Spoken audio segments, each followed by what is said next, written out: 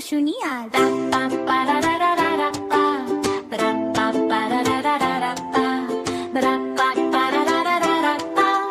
গল্প দাদু, চলো শুনি আজ।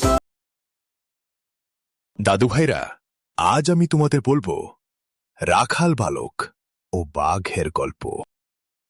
একদিন বিকালে মাঠে দাঁড়িয়ে গল্প করছিল রাজু আর রাহুল। তখন সেখানে আসলো রোশনি। রাহুল বলল, কিরে, কি খবর তোর? কোথায় যাস? আমি গল্প দাদুর বাড়ি যাচ্ছি, তোমরা যাবে? চলো। তারপর তারা একসাথে গল্প দাদুর বাড়ির দিকে গেল। ওরা এসে দেখল দাদু ঘরেই আছে। ওদের দেখে দাদু বলল, কিরে, কেমন আছিস তোরা? দল বেঁধে একসাথে, মতলব কি? ও দাদু, আজ একটা গল্প বলো না দাদু। আজ তোমাকে গল্প বলতেই হবে। বলো না দাদু, বলো না। আচ্ছা বাবা, বস তোরা।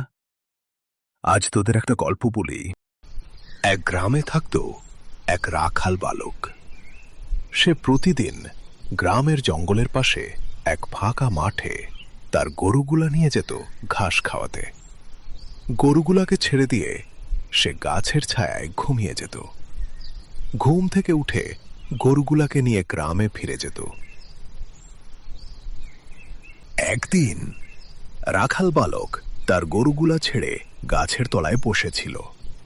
সেই দিন কিছুতেই তার ঘুম আসছিল না। এইভাবে অনেক সময় বসে থাকার পর তার মাথায় একটা দুষ্ট বুদ্ধি আসলো। সে তখন বাঘ বাঘ বলে চিৎকার করতে লাগলো। বাঁচাও, বাঁচাও, বাঘ, বাঘ। তার চিৎকার শুনে গ্রামবাসীরা সেখানে ছুটে আসলো। এসে দেখল ছেলেটি হাসতেছে। গ্রামবাসীরা রাখাল বালকটিকে বলল, কোথায় বাঘ? বাঘ কোথায়? প্রশ্ন শুনেও রাখাল বালক কোনো প্রশ্নের উত্তর না দিয়ে শুধু হাসতেই থাকল। গ্রামবাসীরা বুঝল সে মিথ্যা বলেছে। ধুর, গ্রামবাসীরা প্রচন্ড রাগ আমাদের করল। ভয় দেওয়ার জন্য তারা বেয়াদব, বালকটিকে রাগ মিথ্যাবাদী। করতে করতে চলে গেল। ঠিক বলেছ ভাই, ছেলেটাকে ভালো জানতাম। তারপর বেশ কিছুদিন কেটে গেল। গ্রামবাসীরাও ঘটনাটা প্রায় ভুলেই গিয়েছিল। একদিন আবার রাখাল বালক বাঘ বাঘ বলে চিৎকার করল। রাখাল বালকের চিৎকার শুনে গ্রামবাসীরা আবার মাঠে আসলো। এসে দেখল কোনো বাঘ নেই, আর রাখাল বালক হাসছে।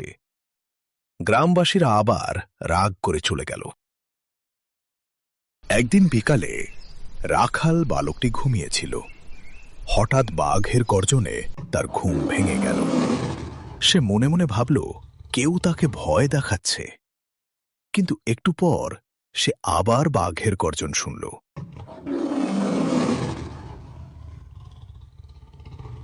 এখন সে ভয় পেল। তার গরুগুলা পড়িমড়ি করে ছুটে পালিয়ে গেল। সে চারিদিকে দেখতে থাকল।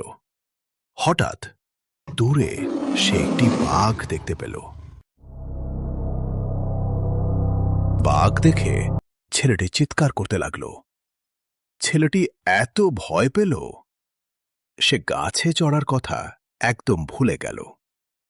সে বাঁচাও, বাঘ, বাঘ বলে চিৎকার করতে থাকল। কিন্তু তার চিৎকার শুনে আজ আর কোনো গ্রামবাসী আসলো না। এদিকে বাঘটি গুটি গুটি পায়ে ছেলেটির দিকে এগিয়ে আসলো। বাঘকে কাছে আসতে দেখে ছেলেটি জ্ঞান হারালো। এদিকে গ্রামবাসীরা সকলে কাজে ব্যস্ত ছিল। গ্রামের এক চায়ের দোকানে বসেছিল কিছু গ্রামবাসী। বাঁচাও, তারা ছেলেটির বাঁচাও, চিৎকার শুনতে পায়, বাঘ, কিন্তু তারা বসেই বাঘ। থাকল আর নিজেরা কথা বলতে থাকল। শুনতে পাচ্ছ ভাই, ছেলেটা আজ আবার আমাদের বোকা বানাতে যাচ্ছে। দূর দূর, ওসবে আর কান দিও না। তারা ছেলেটির আর কোনো চিৎকার শুনতে পায় না। তারা যখন উঠল তখন বলা বলি করতে লাগল, দেখ ভাই, ছেলেটি আজ কম চিৎকার করল বলে মনে হয়। কিছু অঘটন ঘটল নাকি? চলো না, খোঁজ নিয়ে আসি। ঠিক বলেছিস ভাই, অন্যদিন তো আমরা না যাওয়া পর্যন্ত চিৎকার করতেই থাকে। চলো আমরা দেখে আসি কোনো বিপদ হলো নাকি। তারপর তারা সকলে মিলে একসাথে মাঠের দিকে গেল, কিন্তু তখন অনেক দেরি হয়ে গিয়েছে। গ্রামবাসীরা মাঠে এসে দেখল সেখানে কেউ নেই। তারা সকলে মিলে এদিক ওদিক দেখল। তখন তারা এক গাছের নিচে রক্ত ও হাড় দেখতে পেল। গ্রামবাসী বুঝতে পারল আজ সত্যই বাঘ এসেছিল, আর বাঘটি রাখাল বালকটিকে খেয়ে চলে গিয়েছে। তখন তারা দুঃখ করতে করতে গ্রামের দিকে চলে গেল। তাহলে তোরা এই গল্প থেকে কি বুঝলি? অকারণে মিথ্যা কথা বলা ঠিক না, তাই না দাদু? তা ঠিক বলেছিস। শুধু অকারণে না, কখনোই মিথ্যা কথা বলা ঠিক না। মিথ্যা কথা কখনো কখনো অনেক বড় বিপদ ডেকে আনে। যেমনটা রাখাল বালকটির সাথে হয়েছে, তার থেকেও অনেক বড় বিপদ হতে পারে। তাই তোরা কখনোই মিথ্যা কথা বলবি না। আর দাদু ভাইরা, তোমরাও কখনো মিথ্যা কথা বলবে না। জেনে রেখো, মিথ্যা বলা মহাপাপ। তাহলে বন্ধুরা, আমাদের দাদুর গল্প তোমাদের কেমন লাগলো? যদি গল্পটি ভালো লাগে তাহলে লাইক, কমেন্ট আর বেশি বেশি শেয়ার করে দিও। ও, আর চ্যানেলটিকে সাবস্ক্রাইব করতে ভুলো না কিন্তু।